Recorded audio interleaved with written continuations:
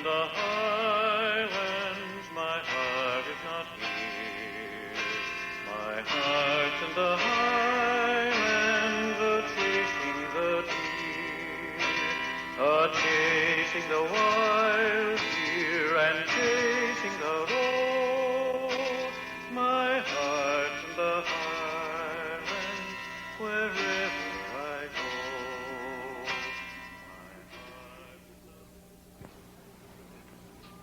One of the things that is involved here is for students and others, I suppose, to see somebody who belongs to a very unlikely profession, a profession that 50 years ago was considered rather odd. That is to say, the profession of the man who writes books. On this table are a few of my books in various editions. The ones that I brought are in paperback editions, and they are The Human Comedy, which is a novel which is set over on San Benito Street, which I call San Benito Avenue from reasons of my own, just beyond the old Emerson School, which is no longer in existence. The other one is called My Name is Aram, which is a story about the Karovlanian family. Nobody in the world can pronounce that name, and it's perfectly all right for nobody to try. And the third book is called The Man with the Heart in the Highlands and Other Short Stories. That's these three books which are there upon the table. The reason I brought these books is that much of the writing in these books concerns itself with scenes that are familiar to the people who live in this city, this magical city, to somebody like myself who has known it over so many years. It's a changing city. It's not the city that it was, but no one need regret that, because everything does have to change. I am very happy about having been asked to expose myself to this pleasant assignment of being seen by people and being seen in relation, for instance, I'll emphasize it, of a book. I wrote this book.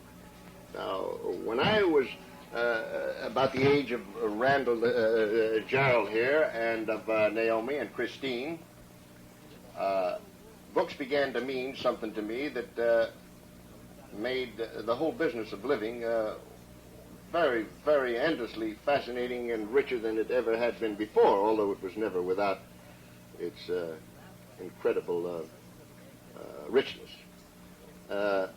Before that, very early, I thought books were written by, let's say, the public library or by God. That is to say, they were just there, like mountains were just there and rivers were just there, books were just there. And then when I learned that, no, Charles Dickens was a specific person and that he was like everybody else, a thought crept into my head which I found very intriguing. And the thought was, well, if Charles Dickens could do it, why couldn't William Saroyan do it? And I may say that in the second grade I was asked at Emerson School by a very wonderful lady there, Miss Brockington, if I wished to be known as Will, Willie, Bill, or William. And I gave the matter a little bit of thought, thinking of my biography in years and years to come, and I said, William, if you don't mind.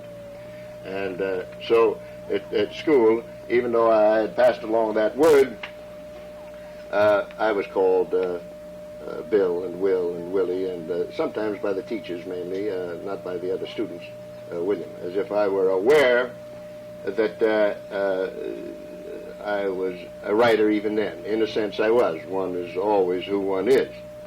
Now, having made that preamble, I would like to turn to Mr. Stepanovich for his expert guidance in our having a sharing of ideas and the responsibility of looking into the camera in the right way and in being seen in the right way and in perhaps exchanging ideas with these students.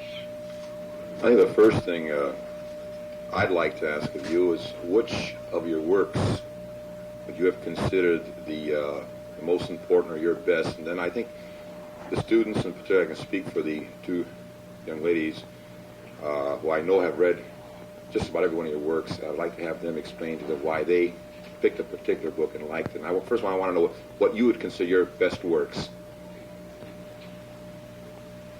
The answer is, of course, that no writer wants to do such a thing as choose, but I will choose. I think that the best works are the ones that I did bring.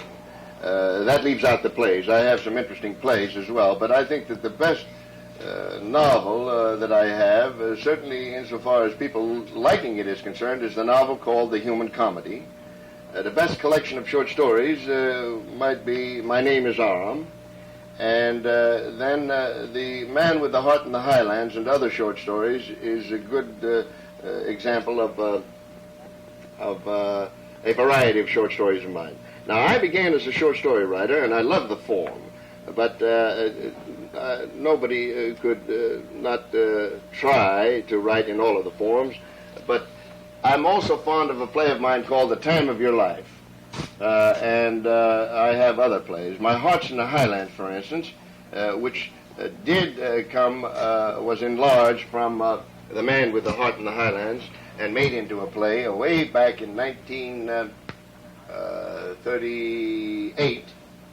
My goodness, that's a long time ago. It seems only a few days ago that I was doing that work. That was originally a short story, but that is a very famous play and is done all over the world, as The Time of Your Life is also. And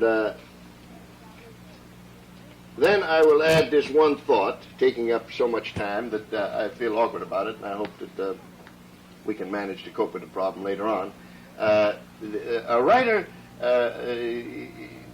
finds it difficult not to be most devoted to the work that he is presently doing, about which he doesn't like to talk, or the work he has just completed. And I can say that I'm just back from 6 months in Paris, where I did a lot of work, and I liked the works that I just did. I did quite a few things all at once: a play, and a novel, and a group of related essays, so to say. And I'm very fond of those. But the works that count are the works that reach people. In other words, a work doesn't have a real reality until it does reach people, and nor does a play really become a play until it's performed. Now, excuse me for taking so long. All right. Kathy, what was your favorite? We'll ask later on to Mrs. Stroin more questions, but what was your favorite book would you consider? Well, I would have to say I enjoyed The Human Comedy, and I think, well, as you mentioned, these three books here, they're all kind of close to home. I mean, you recognize some of the names of the streets and you know, various places, and I think that's part of it. And then I like his style of writing generally. In all your books, there's the warmth and get the family idea, and I enjoyed that, I think, the best. Well, Kathy has said something that touches me deeply, because, of course, frequently a writer doesn't really know what he's doing in those subtle terms. But when you say you like the style because it's warm and so forth, that does satisfy me very much. Thank you. I'm very happy to hear that. Carla?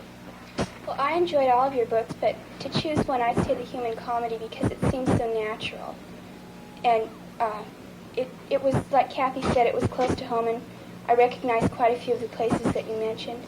And it seemed like it was so real and so natural. Again, Carla, it's good to hear these kind words, and that we've all three of us answered Mr. Stefanovich's question by naming The Human Comedy as our favorite. Well, and, pardon me, but they named Human Comedy, and so have you. Yet I personally, and of course I think I've read just about every one of your works, Poppy, You're Crazy, to me was probably the finest. Maybe the fact that I'm older, I have children, and this was, to me, one of the finest works. But I want to ask, too, on the Poppy, You're Crazy, was this dialogue designed for a set purpose between a father and a son, or was this just... Well, of course, when we take the raw material of the human experience and transfer it to the dimension of art, the selectivity is incredible. To get a little bit of a dialogue, let's say when the father is telling the boy to count the red beans that are going to go into a pot. It isn't that he wants the boy to count the red beans. He doesn't need to know how many red beans there are. He wants the boy to notice that each bean is different. a little bit, and thereby also to understand that this is true of all things. And you mustn't just rush over things. You must notice each thing separately if you want to really appreciate what you're dealing with. And so that actually happened, and but then many other things happened that are not included in the book. And what I'm saying is the answer. First of all, I want to thank you very much for liking Papa, You're Crazy, because this is one of, I have written many works that have been failures with the public. Now, I love the public because I only know them one at a time, and they're irresistible one at a time. But the fact is that many books just don't make out well, and Papa, You're Crazy did not make out well, although it has been translated into the 3 of the 6 languages of Yugoslavia, which made me very pleased, and they put very nice drawings with it, but essentially the book is unknown, and so I'm not even sure that one could obtain it at the public library. Nevertheless, it had an importance to me because, having written a book for my daughter called Mama, I Love You, I felt that there should be a companion volume to be written for my son. And so we had the 2 books together, Papa, You're Crazy. And the first book is a fuller book, and the second book, Papa, You're Crazy, is a much tighter, more artful book. That is to say, it's almost like prose poetry. It's a very lean book. And I have expectations, like all writers, that someday this book will be rediscovered, so to say. But if it isn't, it's perfectly all right, and there will be no loss. Do you and your friends, the other boys at Emerson School, find that you don't like to read, or do you like to read? I do. You do like to read? Yes. Because there was always a tendency amongst my friends to dislike reading. They felt it was something much less significant than playing ball. Now, you're a pretty good athlete, I know that, aren't you? Do you play ball? Yeah. There you are. I would guess that. So it seems that the tradition of being immersed, being inside the whole large universe of books, of print, is more English than it is American, and more Eastern, like New England, than it is Californian. The Californian takes his reading more or less on the bounce, because he is preoccupied and has been preoccupied with other usages of his time and his leisure and his energy. Mainly it was to make out. Making out mean to improve his life and his circumstances. It was certainly true of my family. What we wanted to do as quickly as possible, after coming here in 1908, when I was born, my people came first from New York and Paterson, New Jersey, but before that they came from the highlands of Armenia. And when they got here to California and knew that this is where they were going to spend some time, the idea was to make out. That is to say, everybody to work and help save enough money to buy a house. And that meant that you didn't have a lot of time for reading. And that was to explain my sympathy for the continuing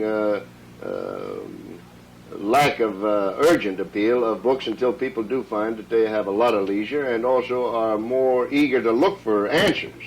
That's an important thing to bear in mind about books, that they will supply people with some of the things they're not able to get from other people, because this goes back to books having been written by people. And we all tend to find that the people that we know intimately in our lives don't have all of the answers. And so that's when it's a good idea to go to the books, because the books do have many of the answers. They don't have all of them, but they have good ways of saying that they don't know the answers.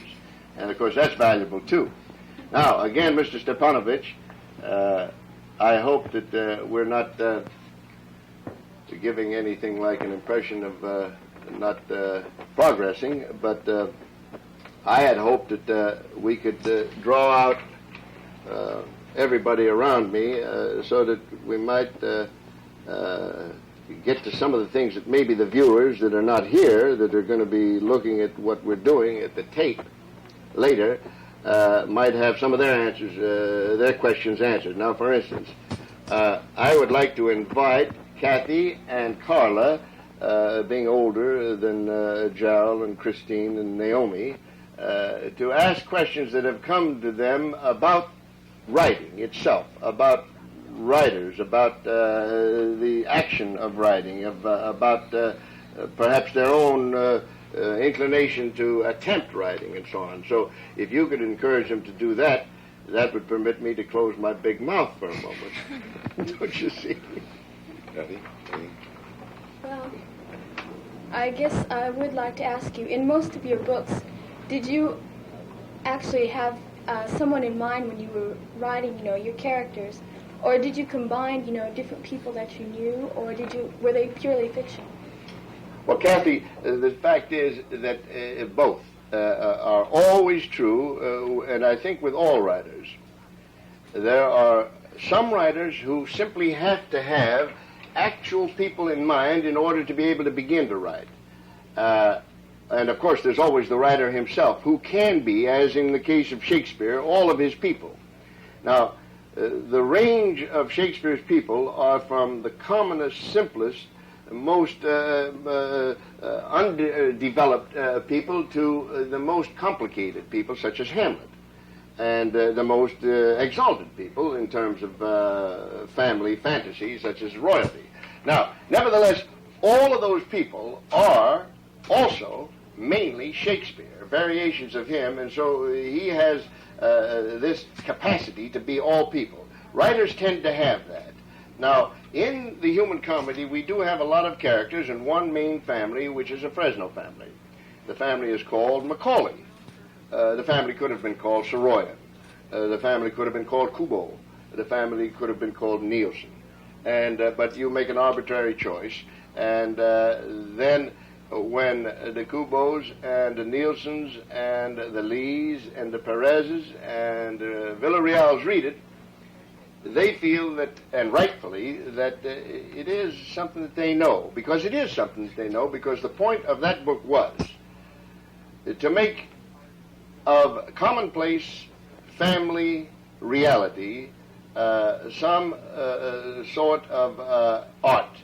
And by art, I mean to notice it with such care and with perhaps, if I'll be permitted to use that term, with such respect and even fondness that the reader knows that this is his place and some of his experience. And so to continue the answer about who does a writer write for, or how does he create his characters. Frequently, the writer will begin with somebody specific, and then the character, as it is being written, begins to create its own reality, so that it doesn't really matter that you started with somebody. For instance, let's say that I was to write, to imagine and write a story about Gerald Lee, which I could do. As I begin to invent the story, it would go past Gerald, and it would become a story of a boy in the world, and a boy in the world of Fresno, for instance. And then when Gerald read it, if he did read it, he would say, it seems a lot like me, but also his brother would say the same, and then his friends would say the same. So the point is that you make what we'll call an art truth in the writing. And when you make that art truth, that truth of language, usage of language, then the person who takes the time to read it, it takes a little bit of time. For instance, a painting you look at immediately, but a work of writing, it takes a little bit of time. And during the time-taking, the person who is reading almost inevitably puts himself into the work. And if it is sound and right, he likes to be into work. But if he finds that something is the matter, he won't read it. I mean, he'll put it aside because it doesn't ring true, or it's maybe something that he doesn't especially like. Although there are very, very great works about people that are not the people like those in the human comedy. I thank you for that question, and I invite Carla Nielsen to ask a question.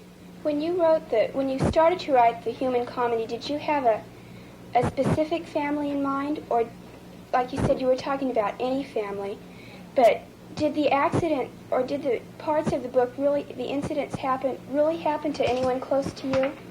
Yes, they all happened to either to myself or to people very close to me, and of course the family was inevitably my own family with another name.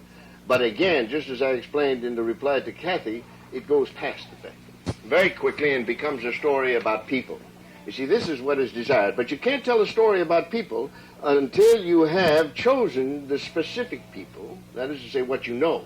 It has to be what you know for it to ring true. And then, after that good luck has been established, then it's a story for anybody. And you hope, certainly the writer hopes that what he does will be appealing to anybody. But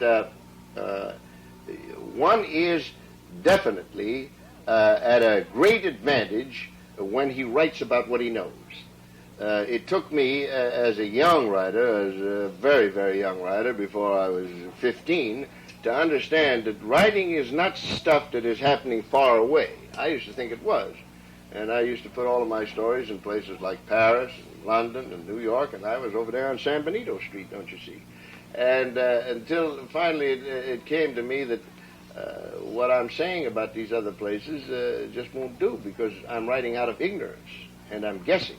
And had it been powerfully imaginative, it might have had something, but I was too young for that, too, don't you see? So the safest thing for anybody that might be listening or looking who does find that there is an impulse to write is to be sure and write about his own experience, about the people that he knows, and about what he has experienced. And no matter, even if he thinks it's very little, if he looks at it carefully, it's a great deal. It's a very, very great deal. Of course, Jane Austen, somebody that you will read fully in time to come, made little everyday things into a monumental understanding of the human heart, and at the same time wrote beautifully, as one illustration. In other words, it wasn't necessarily like some of the famous writers that we all cherish very deeply. For instance, Joseph Conrad was a writer of stories of the sea and of great adventure and great mystery, in which at the same time emerged some of the odd, dark sides of the human heart and mind. That was another kind of writing, and that was his territory. Each writer does have a style, inevitable, even however greatly his skill is developed and sharpened and improved, the style is himself. He has that, and then he does have the awareness of what he can do, and he does it. Now, for instance, if somebody told Joseph Conrad, for instance, to write a comedy like those of the great Oscar Wilde, an Irishman, and Joseph Conrad was a Pole who became a writer of English, Joseph Conrad wouldn't be able to do it. That's not his field. And if you told Oscar Wilde, on the other hand, write us a little story about the ocean and about sailors, it wouldn't be possible. Although he would do something, and it would be very amusing, because he was an amusing writer. But each writer, and each person, as a matter of fact, when we're speaking of writers, we're speaking of people, each person is uniquely himself. Even when he is in a family, and the family has its own relationships and special quality, each person in the family is still uniquely himself. And, of course, if you have brothers and sisters and have your fights with them, you know all too well how true that is, because there are differences among people, and you can love them very deeply and still know that you're different, and that they are different, sometimes favorably and sometimes unfavorably, although if you're judging, they are always unfavorable and you're favorable, because that's the best. It's better to be yourself than to be somebody else. Everybody has that wonderful built-in idea about himself, and it's a very good one. That was good. But before we end our little visit, and I want to say that I'm now going to say what I might have said earlier. Very happy to have been asked to this, especially in my hometown. This is my birthplace, Fresno, California.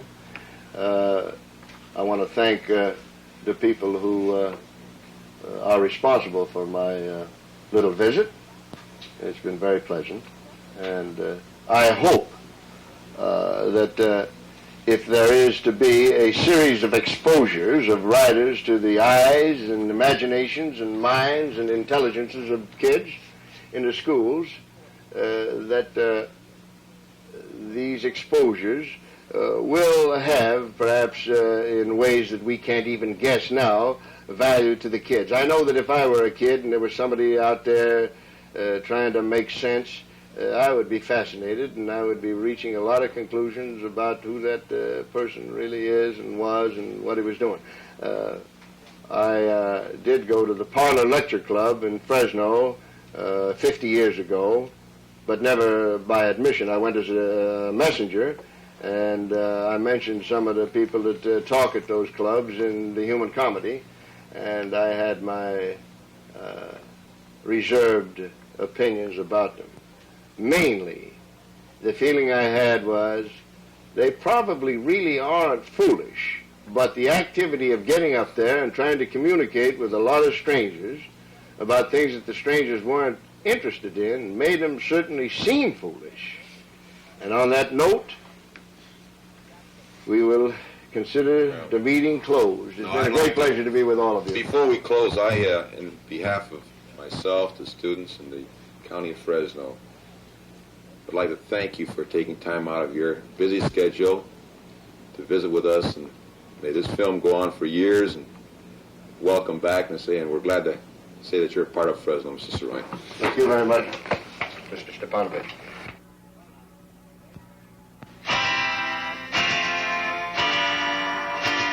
My heart's in the highlands, my heart is not here.